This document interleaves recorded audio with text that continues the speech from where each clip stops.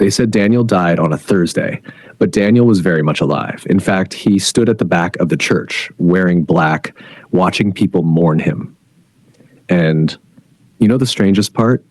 He wasn't angry. He was curious. Daniel had always felt invisible in life. He was the guy people forgot to invite, the one whose voice got drowned out at the table, the friend who gave and gave, but was barely noticed when he needed someone. He once said, "It's weird how people pretend to care only when you disappear." So one day he did just that. He disappeared, left his phone, left his keys, and walked into the woods. He staged it all, his clothes by a river, his car near a cliff. Authorities found enough to declare him dead. And now, 1 week later, he was standing at his own funeral, unrecognizable under a cap and beard, listening, watching. He saw tears, real ones. He saw people he thought forgot him, crying. An ex who broke his heart say, "I should have called him back."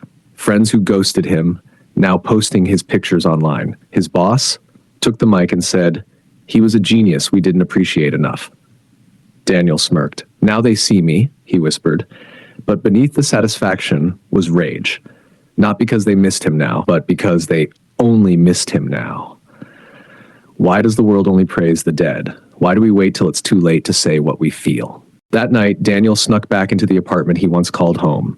Everything was untouched, except there was a letter on the table. His name on it.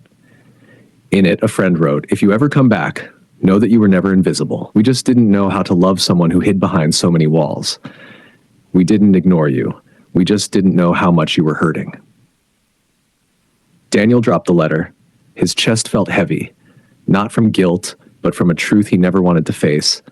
Maybe he wasn't forgotten. Maybe he was just unreachable. A week later, Daniel returned to the same cliff, but not to disappear. He recorded a video. In it, he said, "This world is strange. We applaud loud pain but ignore silent battles. We love ghosts more than the living. We write tributes for the dead and ignore the cries of the living." Then he paused and added, "But maybe the real contradiction of life is this. You never know how much you matter until you're gone." He pressed upload. Then he turned around and walked back home, not to vanish, but to start over, as someone who no longer waited to be seen, as someone who saw himself first. The video went viral. Millions watched. Thousands commented, "I wish I told someone I loved them today."